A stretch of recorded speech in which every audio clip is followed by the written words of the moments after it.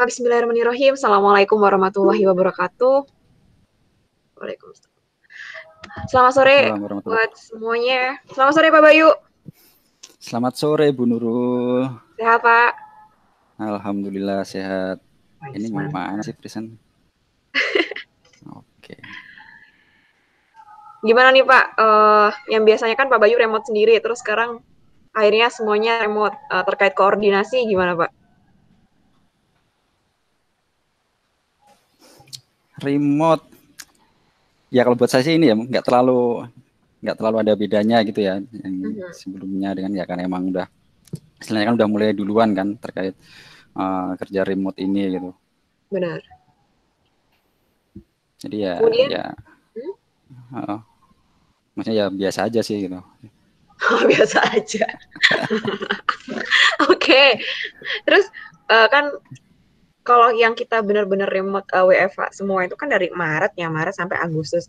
Dari versi Pak Bayu sendiri nih melihat apa ya? Melihat alurnya gitu ada perubahan nggak Pak dari Maret yang masih terus sampai sekarang sampai Agustus masih WFH gitu. Alur kerja teman-teman gitu.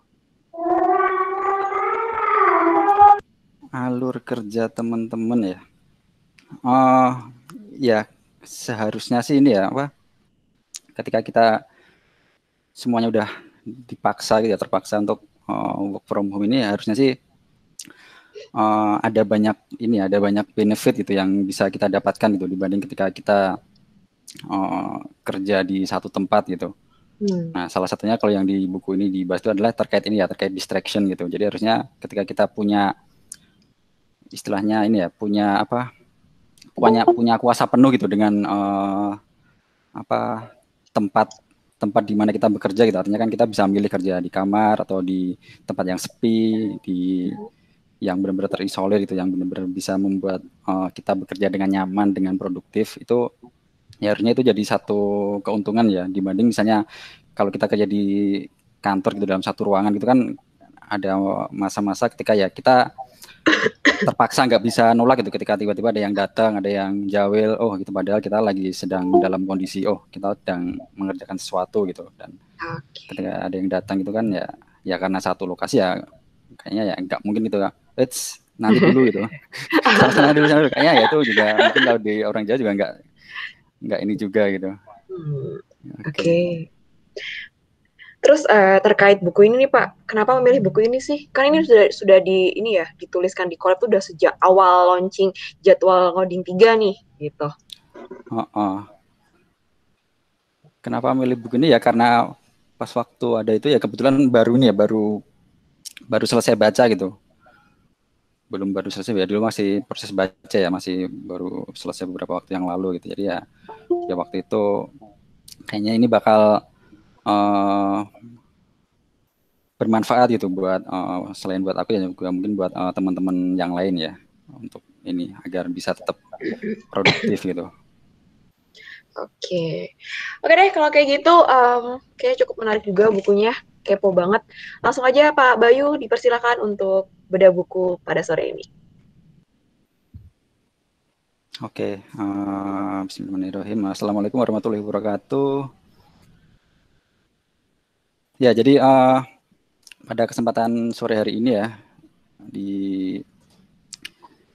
hari Rabu ya 12 Agustus, saya mau sedikit sharing gitu ya dengan buku yang beberapa minggu yang lalu baru selesai dibaca gitu. Jadi ini sharing sekaligus ya mereview kembali sih. Jadi karena ada sesi sharing ini, jadi mau nggak mau saya harus baca lagi gitu untuk menguatkan gitu apa sih yang mau disampaikan gitu di dalam buku ini gitu. Apa yang mau disampaikan oleh si penulis buku ini gitu. Jadi ya di sini ada beberapa slide, ada beberapa poin yang saya anggap cukup penting. Nanti ya kita diskusi aja gitu. Jadi kalau ada yang mau menambahkan, ada yang mau sharing juga, silahkan open mic aja sih. Jadi biar nggak satu arah. Oke, ini judul bukunya ya, Deep Work, Rules for Focused Success in Distracted World. Kalau di Tokopedia aslinya segini ya 200-an ribu sekian yang versi asli. Kalau versi yang mungkin KW1 atau KW2 itu lebih murah sih, mungkin ada yang cuma puluhan ribu gitu. Versi terjemahan kurang tahu sih ada atau enggak ya gitu. Jadi teman-teman atau kalau mau pinjam nanti boleh saya paketin buku yang ada di sini. Jadi buku ini dikarang oleh Cal Newport. Jadi Cal Newport ini kenapa ini ya salah satu hal yang bikin saya tertarik baca buku ini ya karena si penulis bukunya ini juga orang ini ya, orang istilahnya orang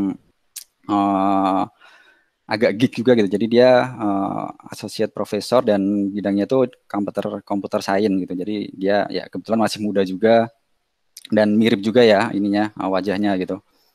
Sama-sama putih, sama-sama ganteng gitu. Jadi agak ini kok mirip ya yang nulis buku ya gitu. Jadi lebih tertarik juga untuk membaca dan menyelesaikan gitu.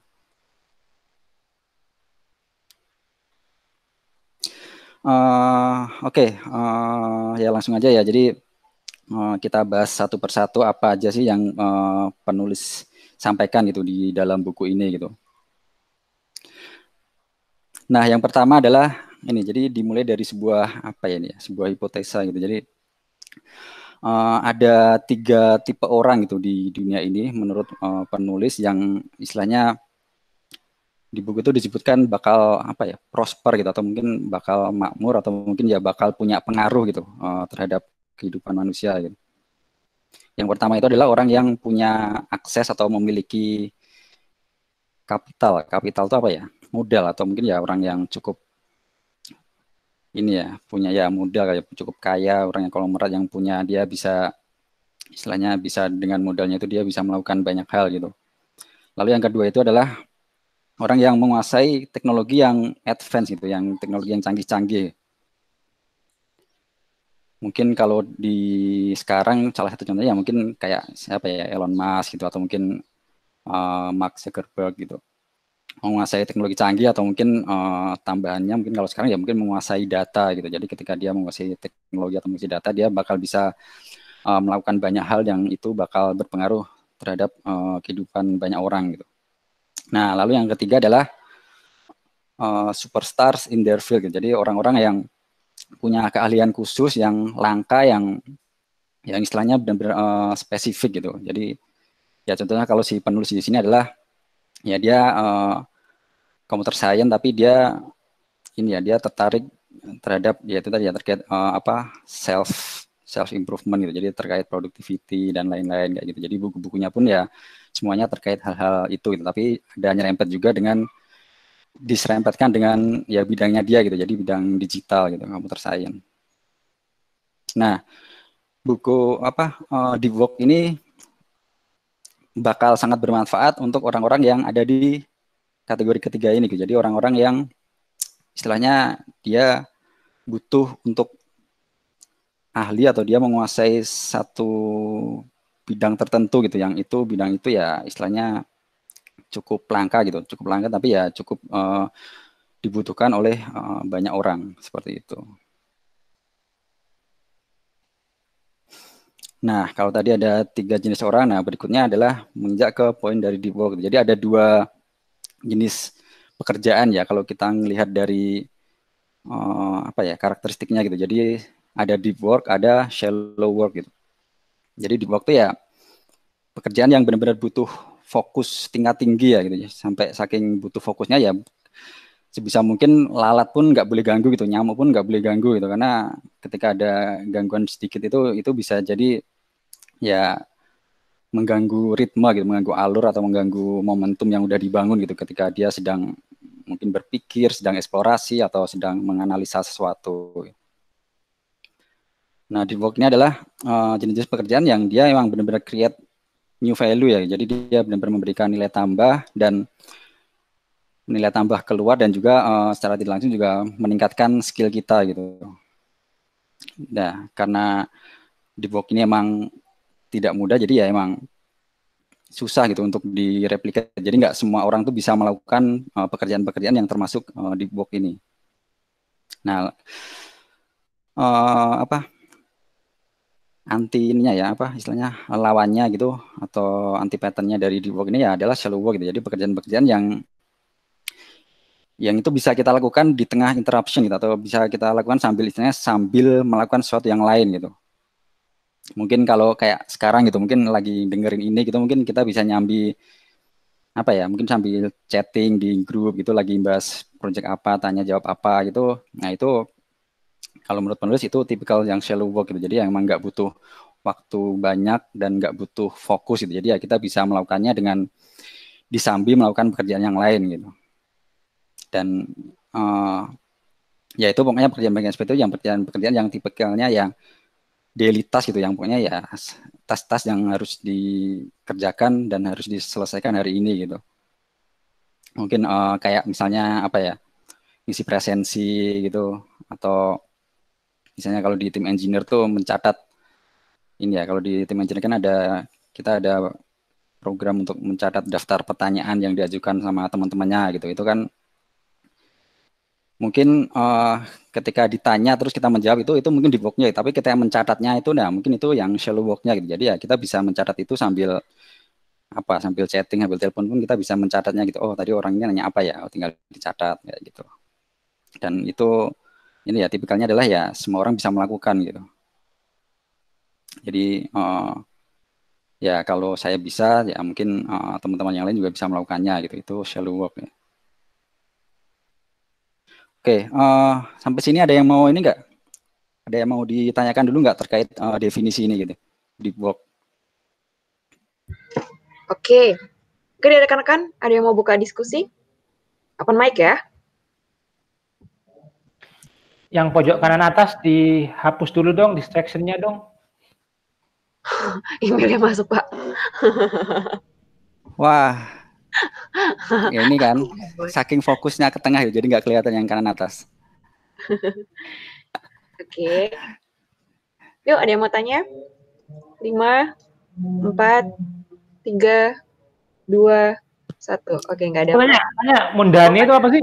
Mundane. Mundan itu apa ya? Mundan tuh ya kayak tadi itu sih yang daily task itu, yang istilahnya yang ya yang gitu-gitu aja gitu, yang ya pekerjaan berulang yang lacking of interest, kayak dull gitu Pak. Maksudnya nggak bikin orang excited buat ngerjain, biasa-biasa aja. Ya biasa-biasa aja gitu lah. Ya kayak tadi lah, mungkin contohnya kayak ngisi tadi itu ya. Ngisi apa, nge-summary, oh hari ini ada yang tanya ke aku apa aja ya gitu. Tuh ya mungkin buat sebagian orang itu mungkin bisa jadi hal menarik gitu, ketika dia oh ini dianalisis kenapa tanya gitu, tapi mungkin beberapa orang itu ya ya udah cuman rutinitas saja gitu. Ya, ada yang tanya dicatat, ada yang tanya dicatat kayak gitu. Wah ini gitu, cukup menjawab ya. Ya sementara oke deh. Wah ini di sini anak ini semua nih, anak programmer semua nih, nggak ada yang tanya ini ya, tipenya ya 10 dan 11-nya ya, nggak dapat berarti. Oke ya, lanjut. Boleh Pak. Nah, jadi di buku ini disebutkan juga ini ya, ada ya karena dia merasa udah profesor itu, jadi dia berhak untuk bikin rumus baru gitu. Jadi dia bilangnya new law of productivity gitu. Jadi untuk menghasilkan sesuatu yang high quality itu ya dia bilangnya rumusnya simple sih, cuman waktu dikalikan intensity gitu atau fokus gitu.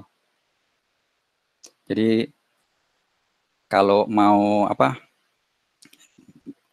kita pengen produce sesuatu yang berkualitas tinggi, tapi kalau pengen mengerjakan itu dalam waktu cepat ya kita harus benar-benar fokus ke situ gitu. Tapi kalau kita punya ini ya, maksudnya kita bisa menerima bahwa oh ini nggak apa-apa dikerjakan lama gitu ya, mungkin kita bisa mengalokasikan ya istilahnya nggak perlu fokus-fokus amat gitu, mungkin dikerjakan di sela-sela pekerjaan utama gitu. Nah mungkin ini ya, ini salah satu apa, mungkin salah satu anekdot atau apa ya yang sering diutarakan ya di dunia IT gitu, ketika kita bikin software itu kan selalu ada pilihannya, itu ada 3 gitu ya, cepat, murah, dan bagus ya. Tapi kita cuma bisa milih 2 gitu, cepat, bagus tapi nggak murah, atau bagus, murah tapi nggak cepat. Ya kayak gitulah. Jadi kita cuma bisa milih 2 di antaranya gitu. Nah, kaitannya dengan ini gitu. Misalnya kita pilih ini ya tadi ya. Misalnya kita pilih bagus gitu. Kita pilih bagus dan murah gitu. Berarti kan otomatis kan nggak bisa cepat gitu.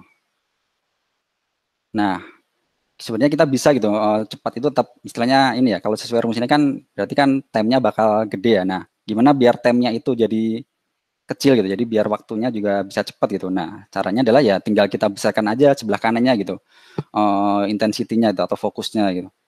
Jadi ya sudah, dalam waktu yang singkat ketika kita benar-benar full fokus di situ ya harusnya sih kualitas yang dihasilkan juga bisa tetap oke gitu. Itu seperti itu sih rumusnya.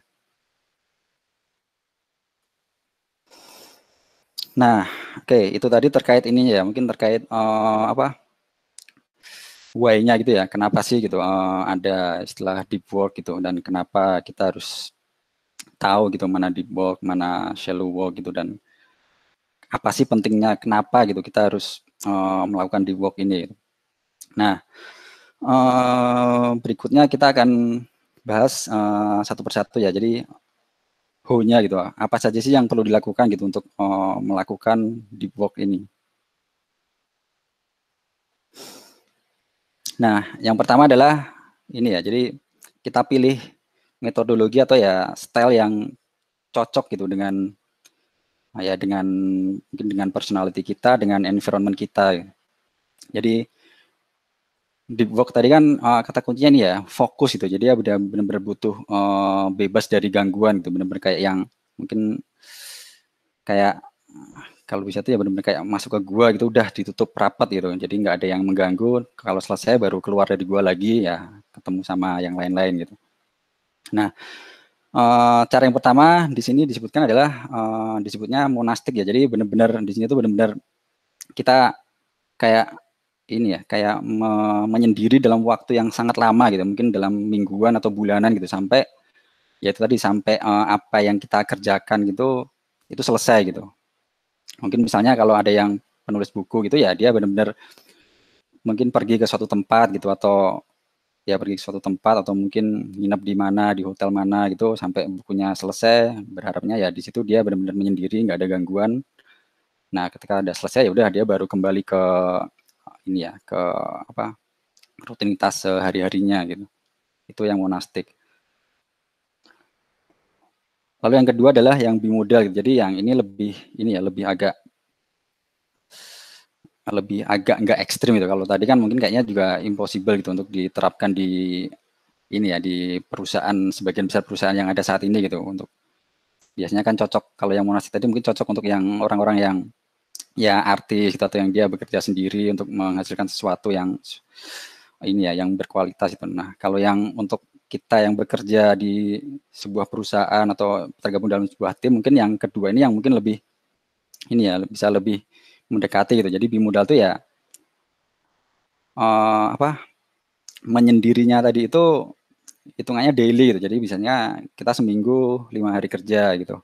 Ya mungkin 2 harinya buat deep work, benar-benar kita fokus mengerjakan sesuatu yang udah kita targetkan. Lalu setelah itu ya kita baru kembali ke rutinitas gitu. Mungkin untuk menyampaikan apa yang kita kerjakan sama 2 hari lagi tadi dan untuk mendapatkan insight-insight. Nanti setelah itu ya nanti kita kerja deep work lagi gitu, mode deep work lagi. Oke, mungkin 1 hari atau 2 hari lagi benar-benar free distraction, habis itu kembali lagi gitu untuk berkomunikasi dengan rekan satu tim. Nah, yang berikutnya adalah yang ketiga ini, kalau ternyata harian pun masih belum bisa ini ya, mungkin nggak ya ada mungkin nggak bisa dilakukan gitu karena satu dan lain hal ya, mungkin kita bisa menyempitkan lagi gitu. Jadi fokusnya itu dalam tempo jam gitu. Jadi mungkin ini yang sering dikenal ya dengan istilah Pomodoro gitu. Jadi kita mengerjakan sesuatu fokus untuk 1 atau 2 jam benar-benar distraction free. Nanti setelah itu ya udah kita kembali lagi gitu ke ini, kita nyalakan kita cek Telegram, kita cek email, kita cek collab seperti itu. Nanti setelah 1 jam atau 2 jam kita kembali lagi ke mode deep work lagi gitu untuk 2 jam berikutnya, begitu aja gitu. Jadi setiap hari itu kita bagi dalam beberapa block time gitu yang itu udah punya porsinya sendiri-sendiri gitu. Jadi kalau lagi deep work ya fokus ke deep work gitu, jangan tergoda untuk hal lain gitu. Tapi begitu mode udah nggak mode deep work ya udah kita kerjakan yang shallow work yang lain-lainnya gitu. Lalu yang keempat ini adalah yang jurnalistik disebutnya. Di jurnalistik ini yang istilahnya paling fleksibel gitu, jadi nggak tentu gitu. Jadi ya apa ya, adaptif atau mungkin on demand gitu. Jadi benar-benar kita ngelihat hari ini, oh ada rapat jam 8 sampai jam 9, habis itu ada rapat jam 10 sampai jam 11 gitu. Oh berarti saya punya waktu luang di jam 10 sampai 11 gitu misalnya. Ya udah 10 jam 11 itu nanti diagendakan untuk melakukan deep work gitu, benar-benar mengerjakan sesuatu yang butuh fokus. Terus nanti ternyata ada agenda lain lagi ya. Jadi istilahnya ya itu mengalir aja gitu. Oh, lihat kondisi pada hari itu gitu. Oh, oke, ada slot waktu jam segini sampai jam segini. Oke, saya bakal deep work seperti itu. Nah, kalau untuk pemula disarankan yang nomor 4 ini jangan ya, karena itu nanti susah. Ya itu sih karena itu ya, karena tidak terplanning dan dia istilahnya kan deep work ini ya, ini kan sebuah habit baru gitu, dan sebuah habit baru itu istilahnya harus salah satu kuncinya itu harus konsisten. Nah, kalau yang jurnalistik ini dia takutnya nanti terbawa gitu, terbawa suasana jadinya malah nggak deep work sama sekali. Jadi yang paling ini emang dari yang pertama ya, yang pertama, kedua atau ketiga ya, tapi ya mungkin untuk kita gitu mungkin yang paling bisa dikejar adalah yang nomor 2 atau yang nomor 3 gitu. Jadi kita fokusnya dalam range harian atau mungkin dalam range jam seperti itu.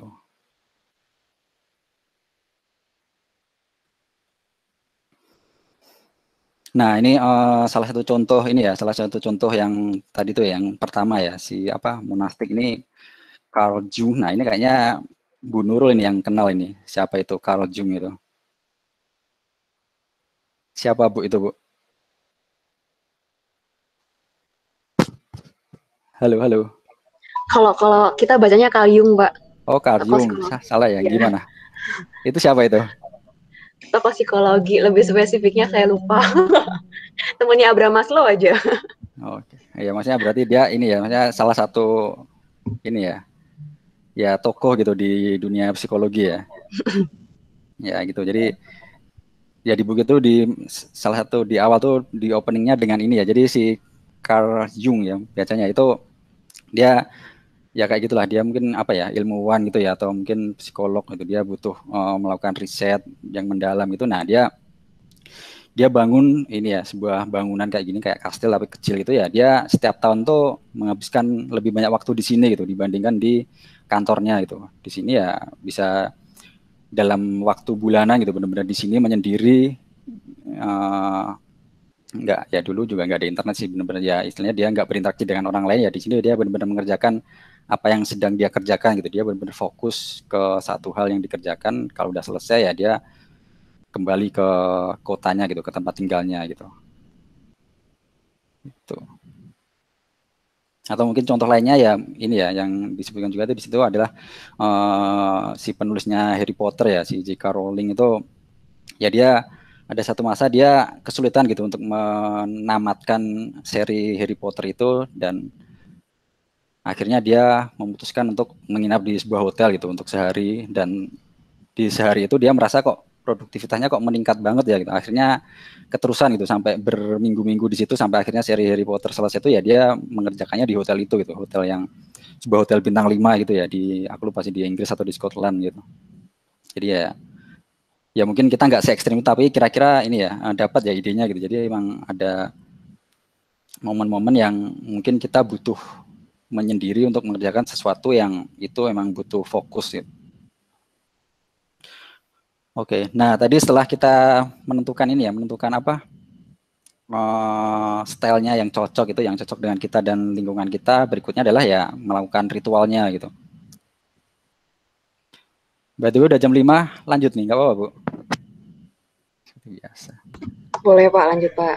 Oke, cepet aja. Jadi ritual ini ya, jadi untuk membangun habit ya gitu. Jadi sebisa mungkin kita punya tadi itu ya, kata kuncinya adalah where. Jadi kita punya spot khusus untuk gimana ya ketika kita ada di situ itu ya berarti kita sedang melakukan deep work gitu. Terus how long, terus how-nya itu ya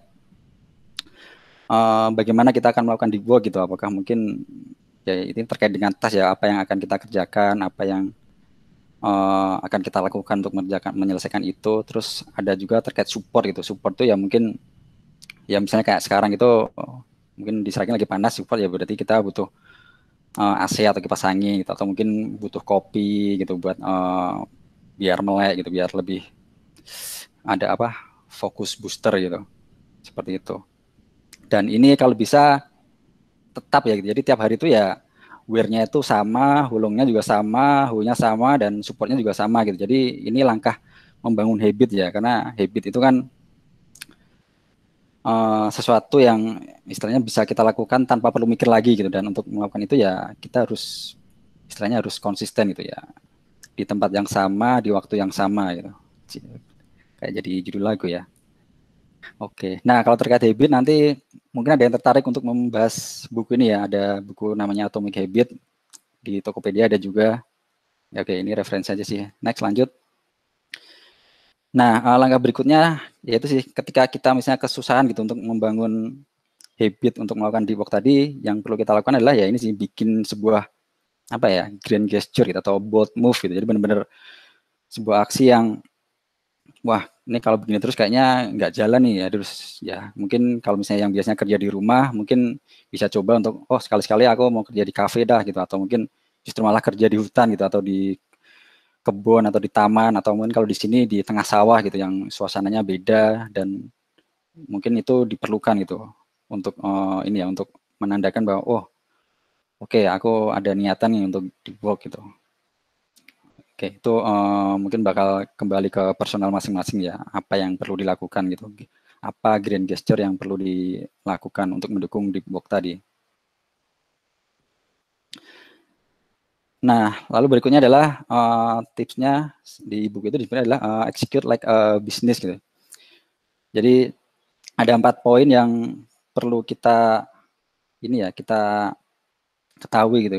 Ini emang ini ya, ini biasanya terkait bisnis gitu. Jadi ada istilah namanya 4DX, itu ada bukunya juga gitu.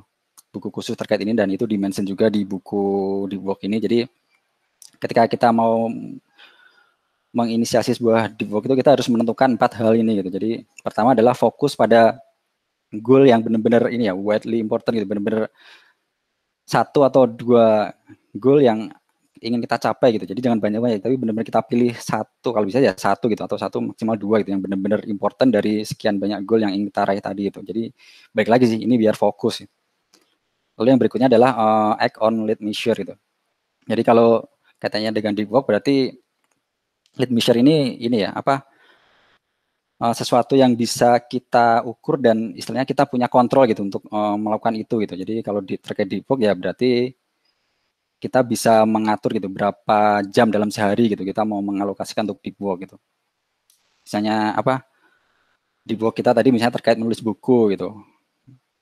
Itu ya mungkin yang bisa kita atur adalah ya itu tadi berapa jam sehari kita mau menulis buku gitu. Tapi masalah bukunya nanti apakah selesai atau tidak, atau apakah disukai banyak orang atau enggak, atau terjual berapa banyak, itu kan ada banyak faktor ya. Nah, itu yang kayak gitu jangan jadi ini ya, jangan jadi ukuran kita gitu. Kita ukurannya ya pokoknya terkait di work ini ya berapa jam kita alokasikan sehari untuk menulis buku, misalnya seperti itu. Lalu yang berikutnya adalah keep a compelling scoreboard gitu. Jadi scoreboard itu ya kayak inilah, kayak mungkin kalau di collab ya kayak time sheet-nya gitu. Kalau terkait menulis buku ya mungkin di rumah kita bisa bikin kayak checklist harian gitulah. Hari ini berapa jam atau menulis atau enggak gitu, centang sama silang gitu misalnya. Intinya inilah memvisualisasikan capaian kita gitu. Lalu yang berikutnya adalah create apa nih, cadence of accountability gitu ya. Intinya dalam periode tertentu itu seminggu sekali atau sebulan sekali ya kita review gitu apa yang sudah kita capai, dan dari review itu ya nanti kita ini ya, kita bikin strategi baru lagi gitu, gimana ke depannya gitu agar metode atau style di work kita tuh bisa lebih optimal lagi, seperti itu. Ya, ini juga ada bukunya khusus ya 4DX ini. Mungkin nanti ada yang mau membahas lebih jauh tentang ini, dipersilahkan. Anak BizDev nih atau anak PM nih. Oke, nah yang berikutnya adalah remove distraction. Oke, mungkin ini kayaknya udah pada tahu ya, cuman mungkin untuk melakukannya yang emang tadi itu ya butuh kemauan yang sangat kuat gitu. Jadi ada banyak hal lah yang bisa kita lakukan gitu untuk remove distraction ini itu. Kalau di kantor ya mungkin kita bisa pakai headphone gitu yang benar-benar istilahnya kalau kita pakai ya kita nggak dengar suara yang lain gitu. Terus work remotely ya alhamdulillah ini sekarang kita udah melakukan lalu disable phone atau mungkin kayak gini ya di stop notification gitu juga itu bisa ini ya termasuk remove distraction ya. Lalu nah schedule internet time gitu. Jadi ya mungkin karena ini ya di rumah udah terlanjur langganan speedy gitu, udah punya kuota yang limited gitu, terus kita kok kayaknya sayang kalau nggak dipakai gitu. Tapi ya coba deh diagendakan gitu jam-jam di mana ya internet mati gitu, atau mungkin kalau bukan internet ya mungkin ini ya kayak channel-channel komunikasi gitu coba dimatikan gitu. Jadi benar-benar kita yang ada di depan kita tuh ya cuman apa yang mau kita kerjakan gitu. Jadi kayak mungkin tab-tab email atau browser itu ditutup ya. Kita fokus dengan apa yang kita kerjakan seperti itu. Lalu quit sosial media ya ini juga udah ini ya mudah diucapkan, cuman saya juga pernah nggak quit sih, cuman nggak aktif aja lama gitu dan ya sebenarnya juga nggak ada apa-apa sih, aman-aman aja gitu. Jadi sosial media ini kan mungkin ini ya, jadi kayak pilihan gitu. Jadi kalau ditanya apakah ada manfaatnya ya pasti ada gitu. Tapi pesan dari penulisnya adalah apakah manfaat dari sebuah tools itu sebanding gitu dengan ininya gitu apa distraction-nya gitu, atau mungkin ya itu ya kalau di ini istilahnya mudorotnya gitu. Jadi kalau ternyata nggak sebanding ya udah mending nggak usah dipakai gitu. Oke. Lalu yang terakhir adalah clear to neutral gitu atau shutdown ritual. Jadi ya setelah 1 hari kita melakukan deep work itu biasanya ya energinya udah terkuras gitu. Nah kalau udah kayak gitu ya udah dibiasakan aja gitu sore atau malam hari ya benar-benar kita complete shutdown gitu. Jadi kalau complete shutdown kalau kita yang di depan laptop ya mungkin benar-benar laptopnya itu benar-benar dimatikan gitu, nggak cuma sekedar ditutup layarnya gitu atau ya udah dibiarin aja nanti juga sleep sendiri, tapi benar-benar di shutdown, semua aplikasi ditutup.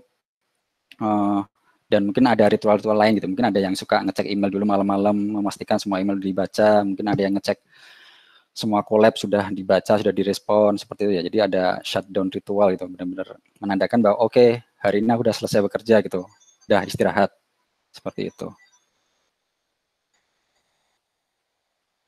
Ya ini juga ada bukunya ya terkait tadi ya, terkait distraction tadi, digital minimalism. Mungkin nanti bisa jadi referensi juga buat yang lain.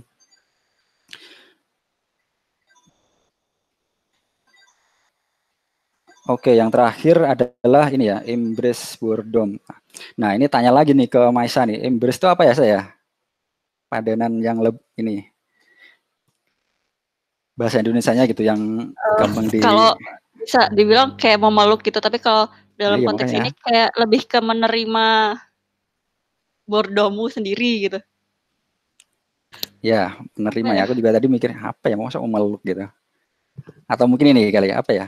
Berdamai gitu kali ya, atau ya berkawan dengan boredom itu, dengan kebosanan gitu. Jadi ya di sini dibilang jadi ini ya kadang ketika kita misalnya lagi apa ya, misalnya lagi antri di Indomaret gitu, antri 5 antrian gitu, wah nunggu ngapain ya ini? Ya udah buka HP gitu, kita mungkin buka Facebook atau ngecek email gitu, atau mungkin lagi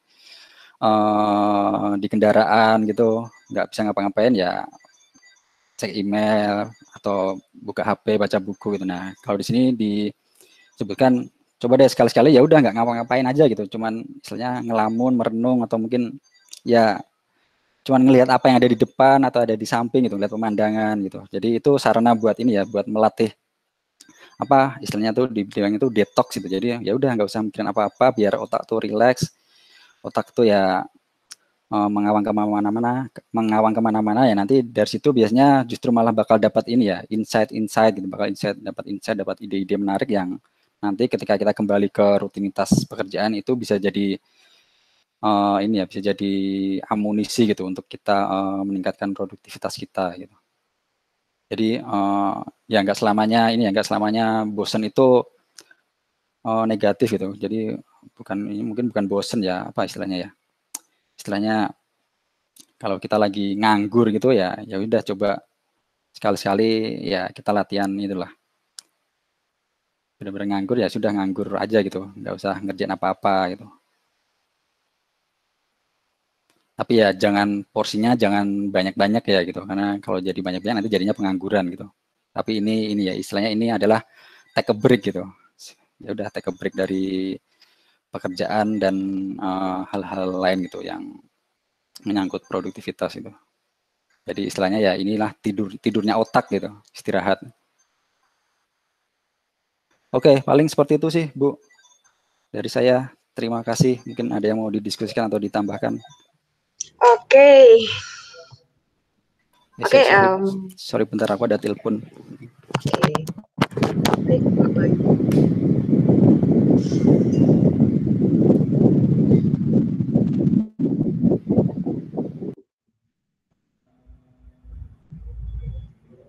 Oke, sampai menunggu Pak Bayu ini dari rekan-rekan, apabila ada yang ingin ditanyakan, silakan untuk mempersiapkan pertanyaan. Nanti kalau Pak Bayunya balik, kita langsung kembali lagi.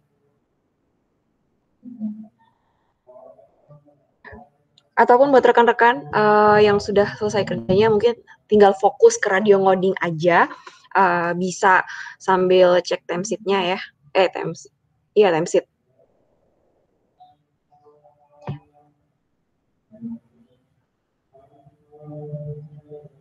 Pak Bayu ke mute. Aku mute, deng. Tadi ada angin. Oke. Cek, Pak Bayu sudah? Udah. Oke. Oke, di rekan-rekan ada? Nggak ada? Oke deh, karena masih ada mau info narasumber terbaik. Dari Pak Bayu nih, apa yang ingin disampaikan untuk Javan garis besar dari bahasan sore ini?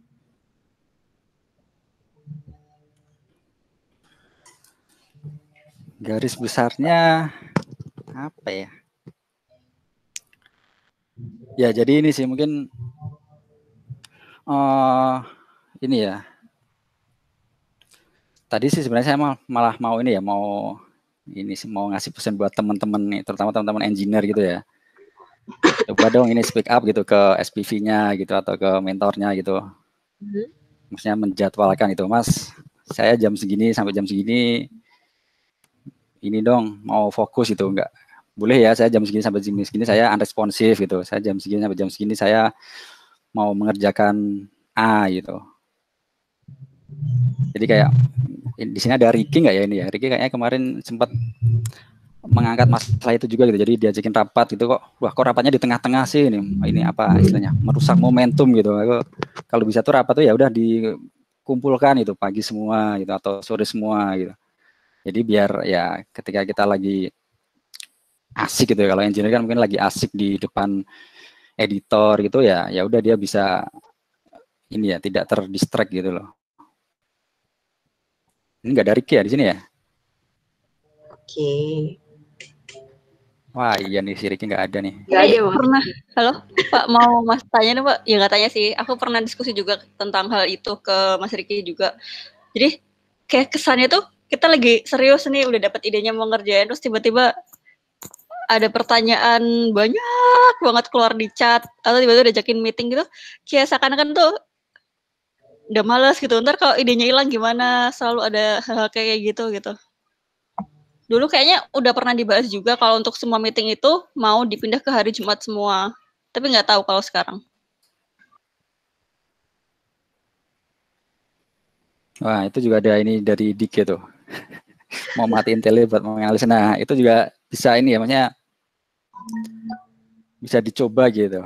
Atau mungkin nggak dimatiin deh gitu. Kita cuman boleh cuman boleh pakai tele buat ini gitu. Maksudnya nggak boleh panjang-panjang gitu.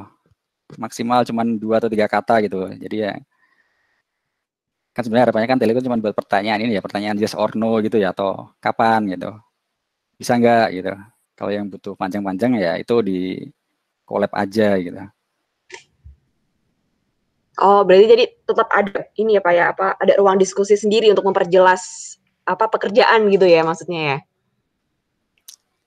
Iya ya, ya kalau diskusi itu pasti ini ya, pasti tetap butuh ya kita kan, apalagi kan ketika kita kerja tim itu kan pasti bakal tetap butuh knowledge dari yang lain ya. Cuman ya itu sih, bagaimana cara kita itu ya, istilahnya transfer knowledge itu sih yang apakah kita mau pilih cara ya kalau Telegram kan mungkin ini cara sinkronus atau sinkronus itu ya ada yang tanya ya itu sih karena kan instant messaging ya, jadi mindsetnya tuh ya yang kita tangkap tuh kalau di Telegram tuh ya instan gitu. Kalau tanya hitungan menit atau setengah jam gak dijawab tuh itu kayaknya anggapannya ini ya unresponsive gitu, kayak kita berdosa banget itu kalau nggak segera menjawab gitu. Jadinya ya kayak tadi yang dibilang Maisa tadi tuh, wah aku ada banyak notif nih ya, kalau nggak segera ke situ kayaknya aku jadi ini nih, nanti jadi malah aku yang menghambat gitu. Padahal ketika melakukan itu ya kita juga sedang menghambat diri kita sendiri gitu. Jadinya apa yang tadi udah di awang-awang gitu kan di pikiran itu jadi harus mulai lagi dari awal gitu ininya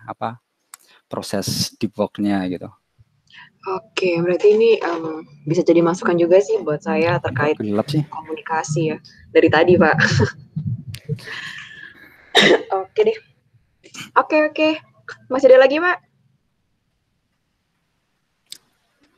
Udah sih kalau dari aku sih. Cukup, oke. Oke, kalau gitu terima kasih buat Pak Bayu buat sharing-sharingnya hari ini, dan ya ada masukan juga sih buat PR-nya saya untuk besok ini ya, besok-besok ini. Selanjutnya mungkin udah ditunggu-tunggu ya, Pak Bayu boleh gantian share screen. Oke. Oke teman-teman, yang ada di sini mungkin nanti juga akan saya sampaikan di grup general. Jadi sesuai dengan agenda tadi, bahwasanya hari ini ada pemilihan narasumber terbaik, dan narasumber terbaik 2 pekan lalu, Radio Ngoding, itu jatuh pada biru ya, 1, 2, 3. Kang Bagus Sukma, yeay. Selamat buat Kang Bagus. Ada kan Kang Bagus? Ada pesan-pesan? Makasih. Assalamualaikum. Makasih banyak semuanya. Wes. Oke, Kang, nanti langsung ke saya ya, Japri. Nomor OVO atau nomor GoPay-nya. Oke, siap. Oke, kalau kayak gitu terima kasih buat rekan-rekan semuanya. Khusus pekan ini, besok Kamis masih ada Radio Ngoding satu kali lagi bersama Mas Randi, dan akan dipandu oleh Pak Atep gitu ya. Terima kasih buat rekan-rekan atas waktunya. Terima kasih buat Pak Bayu. Sehat selalu buat rekan-rekan semua. Saya tutup Radio Ngoding pada sore hari ini. Wassalamualaikum warahmatullahi wabarakatuh dan selamat sore.